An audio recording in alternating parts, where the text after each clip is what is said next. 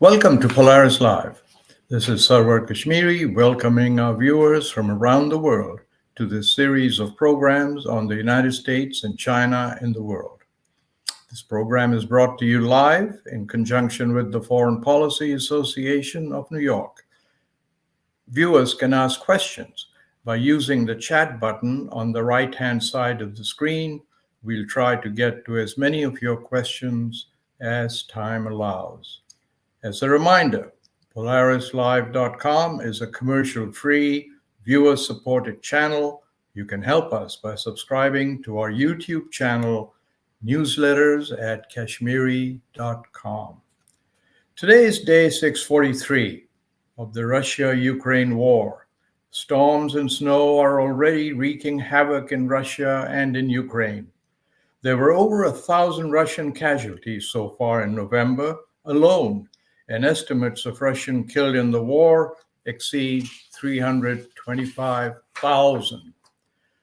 With a much smaller population, Ukraine has proportionally lost far more, yet the war shows no signs of abating, with countries around the world continuing to support both combatants.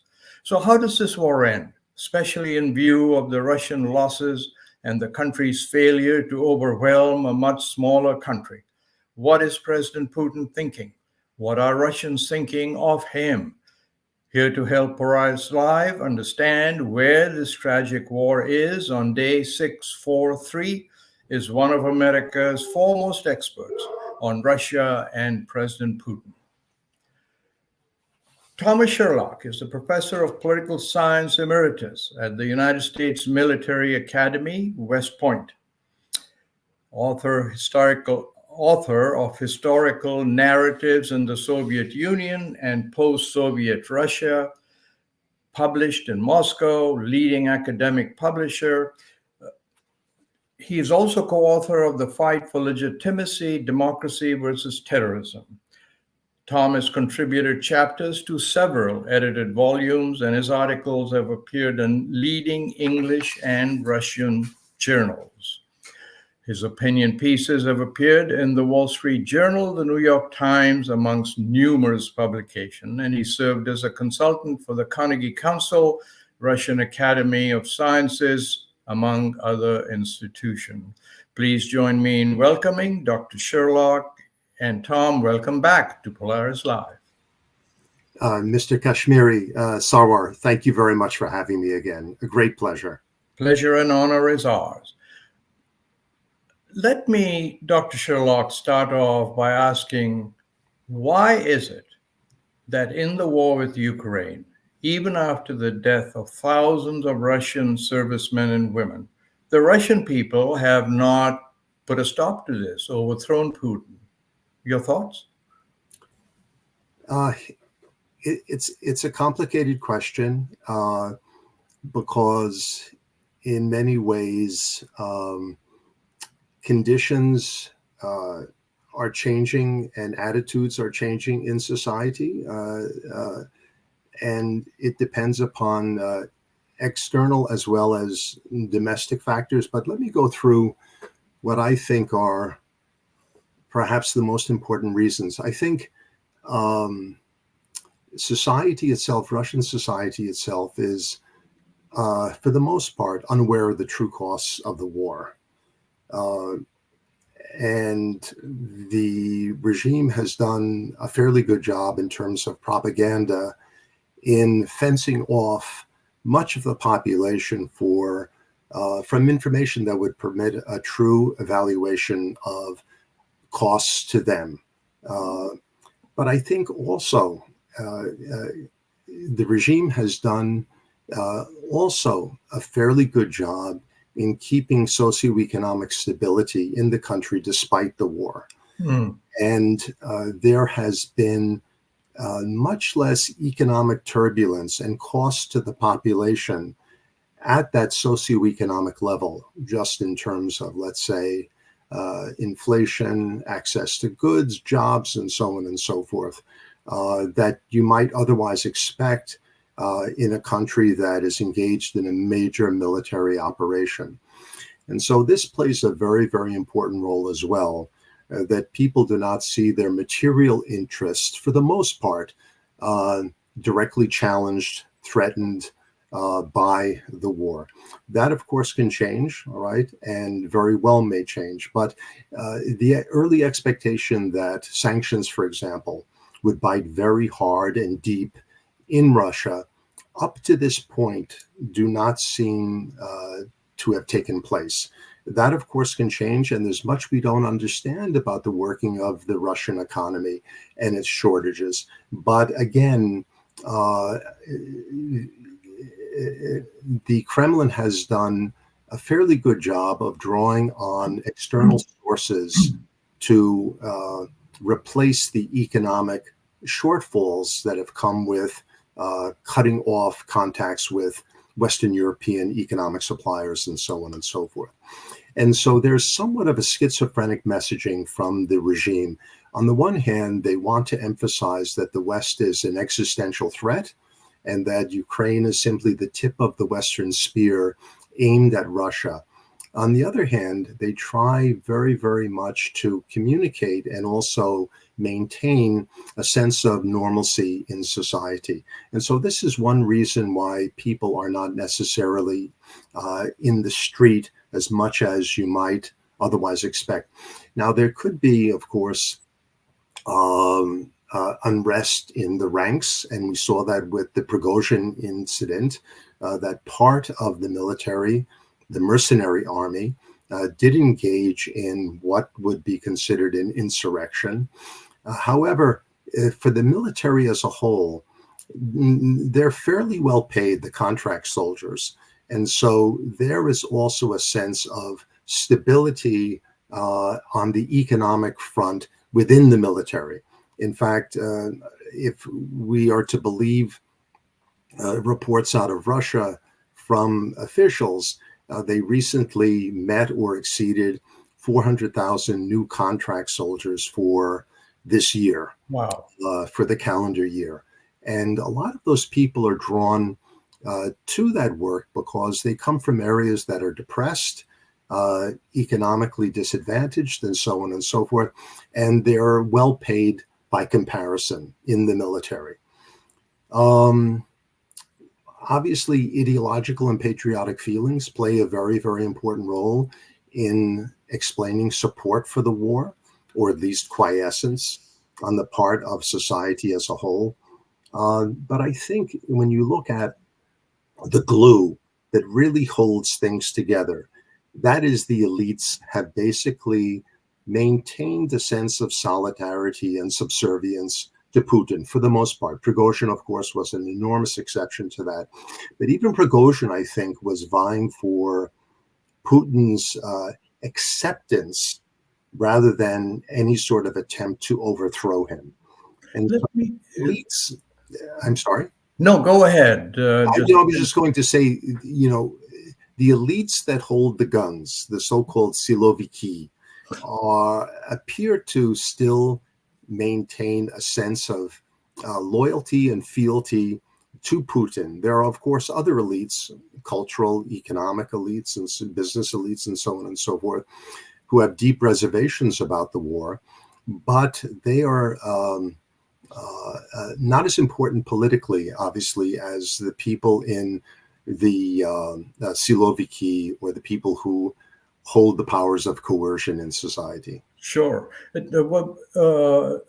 are already getting, Tom, a number of questions coming on the screen. But before I ask you one of those questions, I wanted to ask you that is part of the reason this war continues is that a large part of the so-called global South does not support U.S. sanctions.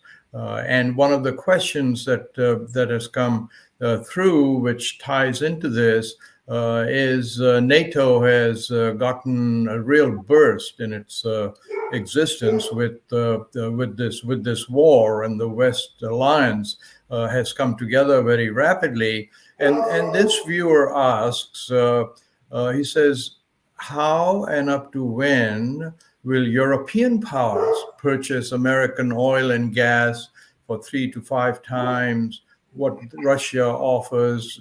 although it's placing European powers like Germany and UK in recession. And I think this ties into some of this global South thinking that they may oppose aggression across the border, but will not support sanctions.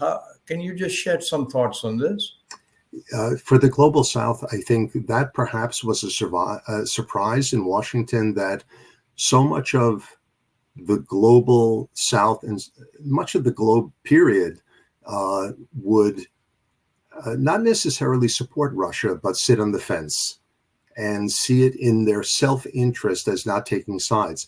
And I think, the position of many countries in the global South also reflects their feeling of resentment over the role of the West historically, either as a colonial power, what many view as a neo-colonial power today, and so on and so forth. And so I think it's important to know your audience, and perhaps we didn't know it as well as we should have in Washington when the war began, in our expectations of support.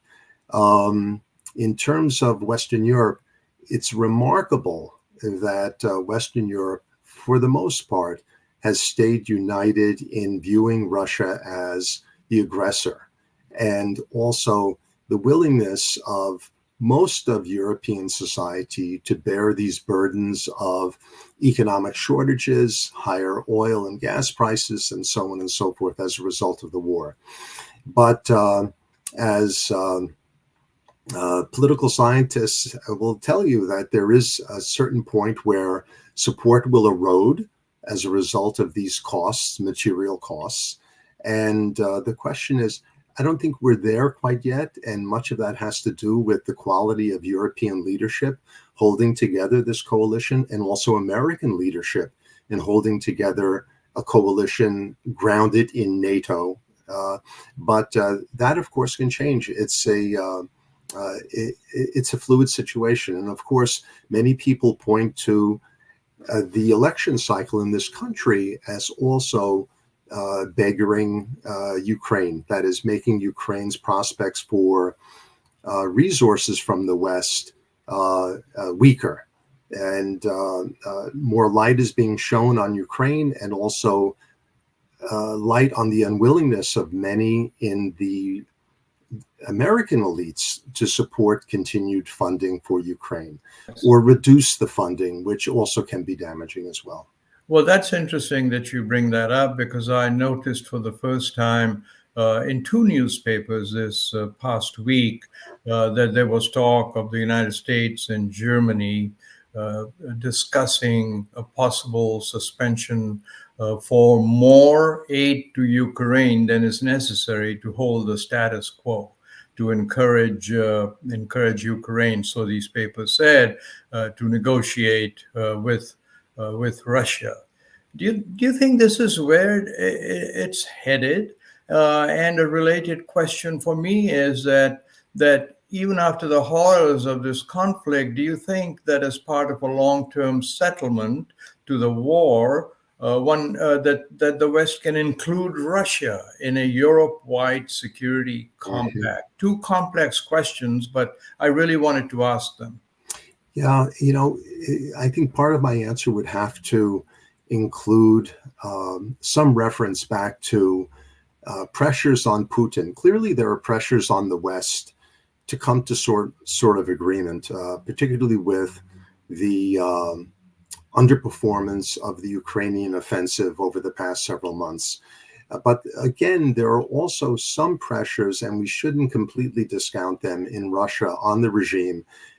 Clearly, it is feeling that it can outweigh the West, and that is an obvious strategy, and one that Putin probably will not be dislodged from very easily. But again, we should remember that Russian society has protested against the war in significant numbers at the very beginning, all right?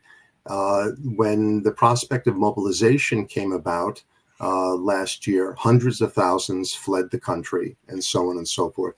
There is now a relatively small but increasingly vocal movement of women who are mobilizing petitions to cut short the time that their husbands and sons serve on the front. All right.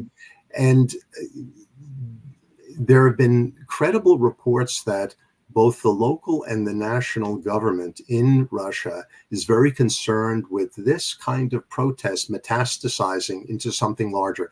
They, of course, can deal with that as a discrete issue, women's groups protesting against the cost of the war to their families.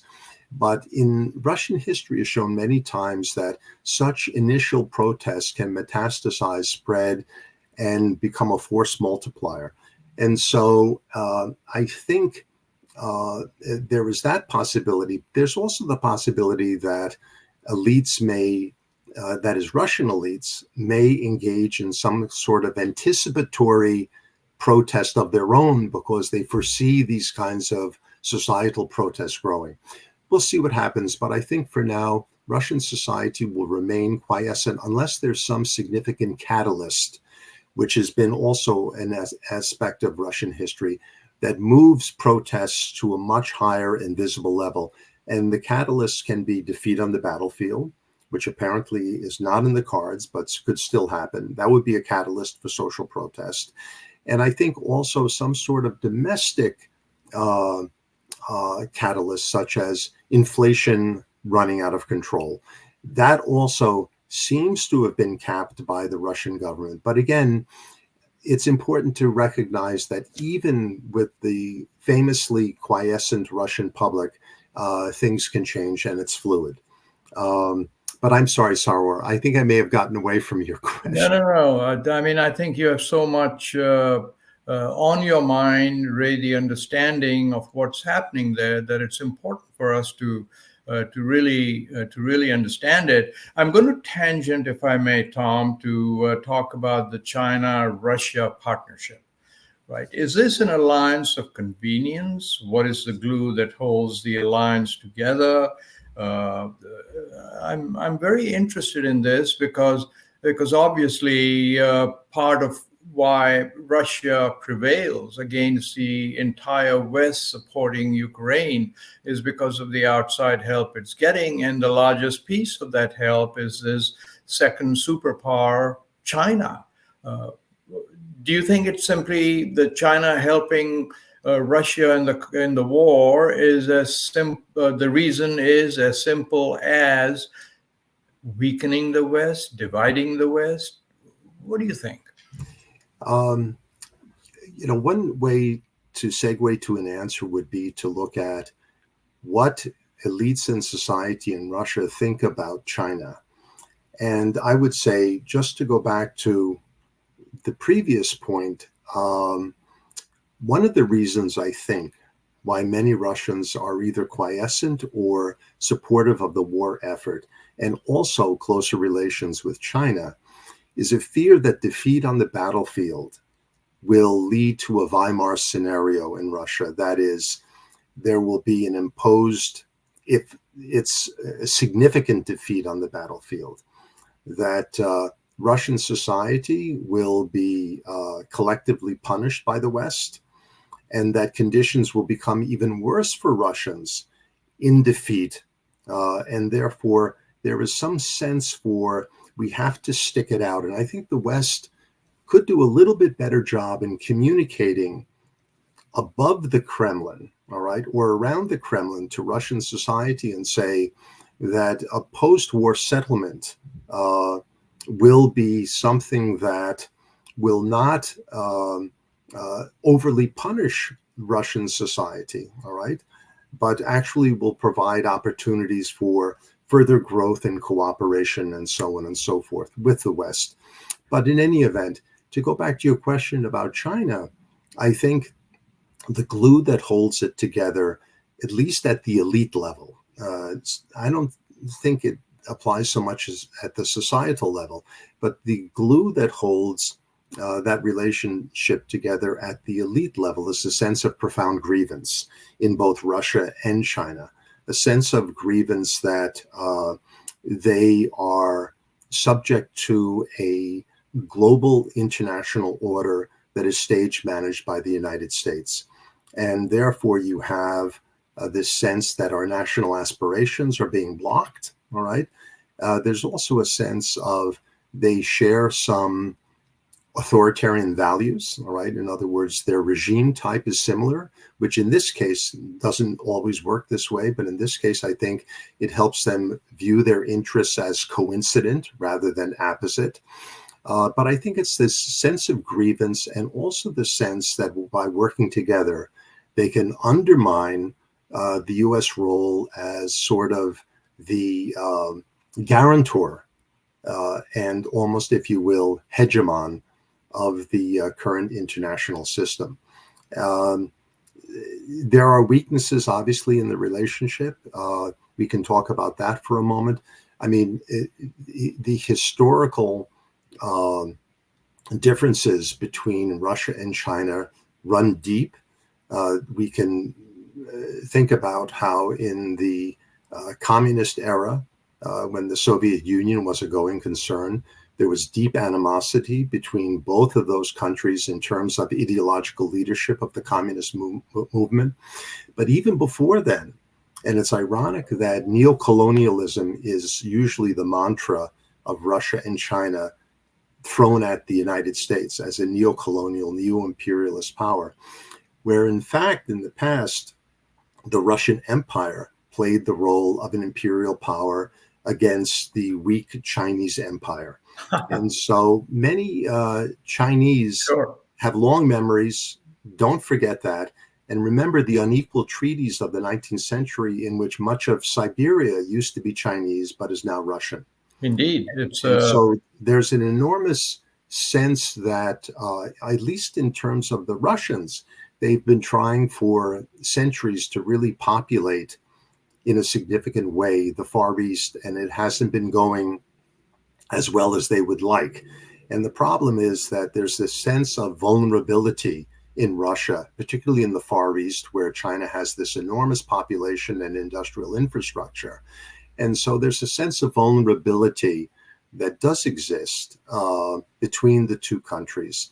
For now, they are united along these interests, but in the focus groups that I've done in Russia and in China, particularly in Russia, there's a strong sense that Russia may become over time the vassal, or at very least, the explicit junior partner of China. And so there's this sense that if not for this generation of elites, then perhaps a future generation in 20 years, these fears will become salient, or at least more salient. So let me, Tom, take a moment to remind our viewers that Polaris-Live.com is a commercial-free, viewer-supported channel, and you can help us by subscribing to our YouTube channel and newsletters at Kashmiri.com. And let me get back to our honored guest, Dr. Tom Sherlock. And Tom, I must ask you this question now. Was the Mideast conflict a gift to Russia in that the West is more divided? And how might the Middle East conflict impact the China-Russia compact? Any thoughts on that? Yes, I think at the moment it seems to be a conflict of opportunity for both Russia and China. And that is, they see this as an opportunity to weaken the United States' role in the Middle East. I would say in terms of how to perhaps draw wedges or increase wedges between China and Russia. I think one of the things that the United States should be very careful about is the pace and also degree of decoupling from its relationship with China, because this is one of the motivations, obviously, for keeping China a disagreeable but still a participant in the global order that the United States plays such an important role in. Its economic interests in the West are significant, certainly in comparison to Russia's, which are dwindling and increasingly insignificant. And my fear is that the more we decouple from China, either through concern for stable lines of communication and supply and so on and so forth, that we will weaken the very opportunity to keep Russia and China less close than they might otherwise be. And now to go back to the Middle East, I think in terms of the Middle East, it's viewed as an opportunity for both powers in that part of the world, but more importantly, I think, as a way to curry favor with the global South, the Arab and Muslim part of the global South, and also weaken American influence. It's unclear how far such cooperation on their part will go, that is Russia and China, in the region before their interests collide, all right, which is also a possibility. But for now, it doesn't seem to be the case. But they seem to be leaning carefully more and more on the Palestinian side. And as you know, Chinese officials have recently said that this kind of neo-colonial behavior, Israel is oftentimes sotto voce, but still being portrayed as sort of like the neo-colonial representative of the United States in that part of the world. It'll be interesting to see how far they take this argument. We have a few minutes left, and I need to ask you this question as we wind up this wonderful conversation. You're affiliated with West Point, perhaps the most illustrious military academy in the world. How has the Ukraine-Russia war affected your cadets, your curriculum, and especially the students' views as they concern the Western alliance? It's a complex question. We have a couple of minutes, but I did want to pop that to you, Tom. Thank you for the question. I taught at West Point for just about 30 years, and it's a remarkable institution, warts and all. I think it serves a very important purpose in not only training future military leaders, but trying to educate those students at West Point into what the broader world looks like. And I think that is something that has changed over time that I've been there, this greater attention to the complexities of different social systems. Now, this may seem like an obvious point to a liberal arts audience, but this is something that has been more deeply developed at West Point into a true liberal arts curriculum, which I think is absolutely essential for attentive, intelligent, reflective military leaders. And so that is something that I've applauded at West Point, have played a small part in moving liberal arts education into greater visibility at the academy. And I think it really makes for just better leaders, which is an obvious point, but sometimes neglected. Well, Dr. Sherlock, we've run out of time, unfortunately. On behalf of Polaris-Live and the Foreign Policy Association, thank you so very much for that timely and instructive conversation. I do hope you will come back and see us again. Thanks very much, Tom. Thank you, sir. Well, I want to thank our viewers, especially those of you who joined in and asked questions. Our viewers from around the world, I want to tell you, you are free to come in again. Join us next 2 weeks from now on Polaris-Live.com as we continue to explore the most consequential relationship in the world, that of the United States and China, in the wider context of the world and its impact on it. Until then, goodbye.